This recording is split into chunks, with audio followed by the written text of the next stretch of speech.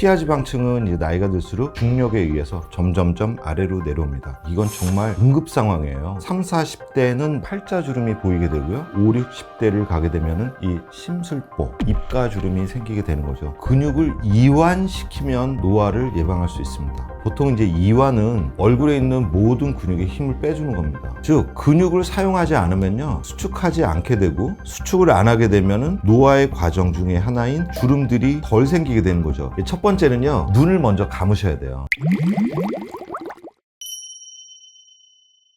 제가 20년 넘게 고객분들을 상대하지 않았겠습니까? 또래보다 나이 들어 보이는 분들의 특징이 있습니다. 얼굴층을 5개 층으로 나누거든요. 첫 번째는 표피진피. 여기에서 일어나는 일들은 뭐냐면요, 피부가 거칠고 건조해지게 됩니다. 그리고 진피층에서는요, 콜라겐, 엘라스틴, 그리고 히알루론산이 점점점 감소하게 되죠. 특히 여성분들의 경우에는요, 폐경이 왔다. 이건 정말 응급 상황이에요. 거의 바닥에 깔리게 됩니다. 그리고 두 번째 층은 피하지방층이 있는데요. 이 피하지방층은 얼굴에 있는 근육 위에 있는 지방을 이야기하고요. 이 피하지방층은 이제 나이가 들수록 중력에 의해서 점점점 아래로 내려옵니다. 그래서 3, 40대는 먼저는 이 팔자주름이 보이게 되고요. 그리고 5, 60대를 가게 되면은 이 심술보, 입가주름이 생기게 되는 거죠. 그리고 근육 아래의 지방은요, 점점점 빠지게 돼요. 그래서 탱글탱글, 뭔가 생기 있어 보이게 하는 그런 지방들이 빠지게 되면서 헬스카다든지, 아니면 골격이 막 두드러지면서 남성처럼 보인다든지, 이런 현상들이 생기고 뼈에도 노화가 생깁니다. 저희가 골다공증이 생기잖아요. 얼굴에도 생겨요. 70세 정도 넘어가게 되면은 얼굴 뼈도 이렇게 흡수가 되면서 점점점 그 내려오는 속도를 더 증가시키게 되는 그런 요인이 있습니다. 그래서 우리가 해부학적인 면을 이해하고 거기에 따른 노화 과정에 따라서 치료할 수 있는 그런 방향, 장비라든지 그리고 레이저들이 다양하게 선택되어지는 게 바로 이러한 이유 때문입니다. 너무 많아졌습니다. 지금 이제 평균 수명이 굉장히 많이 늘었지 않았습니까? 그리고 예전보다는 훨씬 더 이제 외모에 대한 중요성들을 인식하고요. 생기 있고 활력 넘치게 젊어 보이기를 원하는 분들이 훨씬 더 많아진 것 같아요. 그래서 병원을 찾는 고객분들이 점점 더 늘고 있습니다. 우리가 이제 노화를 내인성 노화와 외인성 노화로 나눌 수 있는데요. 내인성 노화는 뭐냐면 나이가 들수록 점점점 기능이 떨어지는 겁니다. 내장기관을 비롯해서요. 피부에서도 마찬가지고요. 그런데 이제 외인성 노화가 굉장히 중요한데요. 이거는 자외선이 굉장히 중요한 역할을 해줘요. 자외선으로 인해서 주름이 더 심해지거든요. 햇빛을 많이 보는 분들이 주름골이 더 깊어져요. 농부분들이 주름이 더 많다고 생각하지만 실제로는 자외선의 영향입니다. 이런 분들의 생활 습관을 보면요, 자외선 차단제를 바르시느냐 바르지 않으시는가, 이 차이가 굉장히 큽니다. 이게 5년, 10년, 20년 지나가잖아요. 그러면 굉장히 많은 영향을 미쳐요. 그리고 사실은 이제 잘 웃는 분들이 계세요. 어머 원장님, 저는요 웃음이 너무 많은데 이거 어떡하죠? 눈가주름 때문에 정말 고민이에요. 이거 안 웃을 수도 없고. 그럼 많이 웃으세요. 이 엔돌핀이 돋잖아요. 그러면 주름이 있어도 이뻐요. 왠지 아세요? 안색이 좋아지기 때문이에요. 그리고 입가가 올라가요.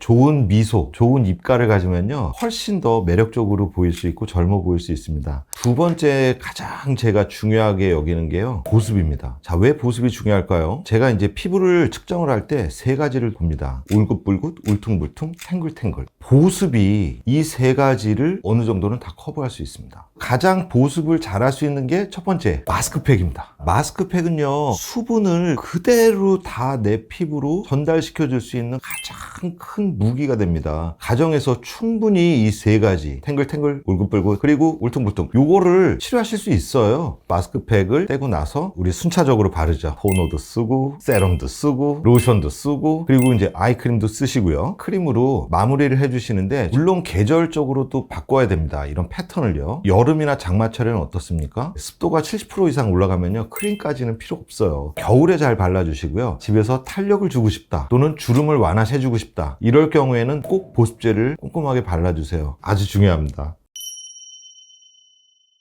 근육을 이완시키면 노화를 예방할 수 있습니다. 우리가 뭐든지 수축할 때 뭔가 긴장하게 되잖아요. 보통 이제 이완은 얼굴에 있는 모든 근육에 힘을 빼주는 겁니다. 자, 그러면 어떻게 뺄까요? 화장의 마지막 단계에서 하시는 것들이 있습니다. 바로 마스카라인데요. 거울을 보고 마스카라를 한다고 봐요. 그러면 굉장히 요 눈썹 부분에만 집중을 하게 되거든요. 그럴 때 입을 벌리게 되고, 그리고 모든 얼굴의 근육들이 이완이 됩니다. 즉 근육을 사용하지 않으면요, 수축하지 않게 되고, 수축을 안 하게 되면은 노화의 과정 중에 하나인 주름들이 덜 생기게 되는 거죠. 이마주름, 눈가주름, 입가주름, 그리고 미간주름, 팔자주름 부분들이 예방이 되는 겁니다. 사람을 봤을 때 첫인상이라고 하잖아요. 그때 어디를 보냐면은 인매를 봅니다. 그 사람의 인매가 올라가 있는가, 그리고 밝게 웃는 모습인가, 이런 걸 보면요, 그 사람의 이제 성품, 성격, 성향, 이런 것들을 일부는 파악을 할 수 있다고 봐요. 만약에 내가 좋은 입꼬리 또는 매력적인 입꼬리를 갖고 싶다라는 분들에게 제가 한번 말씀드리면요, 첫 번째는요, 광대 큰 근육을 사용하는 것이 중요합니다. 우리가 이제 웃을 때 보통은 하회탈처럼 웃는 분들이 있는데 이거 좀 별로 안 예뻐요. 어쩔 때 입꼬리를 올릴 수 있는가 하면, 광대 큰 근육은요, 이 외측 요 눈꼬리에서 이계라고 하는 곳에 이제 선을 그었을 때 상부 3분의 1에서 이제 기시를 해서 쭉 아래로 해서 입가 쪽에 부착이 됩니다. 이 근육을 쓰면 되게 매력적으로 보일 수 있어요. 이 근육을 사용하려면 눈을 먼저 감으셔야 돼요. 눈을 지그시 감고요, 살짝 내가 뭔가 행복했었던 순간, 로또 2등 정도 당첨됐을 때의 그런 느낌 상상을 하는 거죠. 그러면 나도 모르게 괜히 눈가에 이런 근육들이 세세하게 이제 작용을 하기 시작합니다. 그러면서 인매가 올라가죠. 무언가 좋은 일을 상상을 했을 땐요. 그리고 이 부분을 한번 만져보세요. 이 부분을 내가 쓴다 하고 입꼬리를 올리면요, 굉장히 보기 좋고 매력적이고 아주 활기차 보이는 그런 인상을 만들 수 있습니다. 웃을 때 이 윗니가 보이게끔 이렇게 웃어주시는 게 굉장히 도움이 됩니다. 이때 주의하실 거는요, 팔자주름이 심해지지 않을까요? 라고 고민하신 분들이 있는데, 하나를 얻으려면 일부는 좀 버리셔야 됩니다. 좋은 인매, 매력적인 인매, 밝아 보이는 인매를 갖기 위한 어떤 하나의 꿀팁을 이제 말씀을 드리는 거고요. 저는 노화의 한 가지 포인트를 딱 집어주세요 라고 하면요, 저는 콜라겐이라고 말씀드리고 싶어요. 이 콜라겐, 식습관하고 굉장히 관계가 많습니다. 콜라겐은 세 가지의 아미노산, 글라이신, 하이드록시프롤린, 하이드록실라이신, 이 세 가지의 아미노산이 서로 모였을 때 잘 합성이 되는 것이고, 이 세 가지는 비필수 아미노산이기 때문에 좋은 식습관을 가졌을 때 양질의 단백질을 섭취를 했을 때 충분히 만들 수 있고, 두 번째는 비타민 C, 이것은 당연히 항노화 그리고 항염, 항산화 작용이 있죠. 하나는 노화의 주범이니까요. 그리고 비타민 C가 콜라겐에 있는 하이드록실 기를 던져주기 때문에 콜라겐 합성이 중요하고 콜라겐 분해 효소의 작용을 억제한다고 말씀드렸고요. 그리고 세 번째는 글루타치온을 제가 먹는다고 말씀을 드렸습니다. 글루타치온은 글라이신, 글루타메이트, 그리고 시스테인으로 되어 있는데, 이 L폼 시스테인이 비타민 C와 만나면 그때 미백 작용이 폭발적으로 증가하게 되어 있습니다. 그래서 피부도 밝게 해주고 콜라겐을 만들 수 있는 이 세 가지, 그리고 콜라겐을 만들 때는 좋은 식습관, 균형 있는 식습관, 이런 것들이 굉장히 중요하다. 골고루 섭취해 주시는 것이 좋습니다. 그러니까 탄수화물, 단백질, 그리고 지방, 무기질, 좋은 피부를 갖기 위해서는 야채와 과일을 많이 드시는 것이 중요하겠습니다. 아주 중요합니다. 식습관에 꼭 유의해 주세요. 저는 피부에 있어서 가장 중요한 것 세 가지를 먼저 이제 말씀을 드립니다. 첫 번째는 자외선 차단, 두 번째는 보습, 그리고 세 번째는 세안이에요. 이 세 가지를 충분히 집에서 잘 해주시면 시술을 잘 해드릴 때 더 빛납니다. 그리고 꼭 말씀드리는 게, 사시사철 똑같은 제품을 쓰세요? 라고 제가 질문을 드립니다. 그런데 의외로 똑같은 제품을 쓰시는 분들이 꽤 많아요. 그럼 제가 반대로 여쭤봐요. 자, 우리나라는 4계절이 있는데 똑같은 옷을 입으세요? 라고 말씀을 드립니다.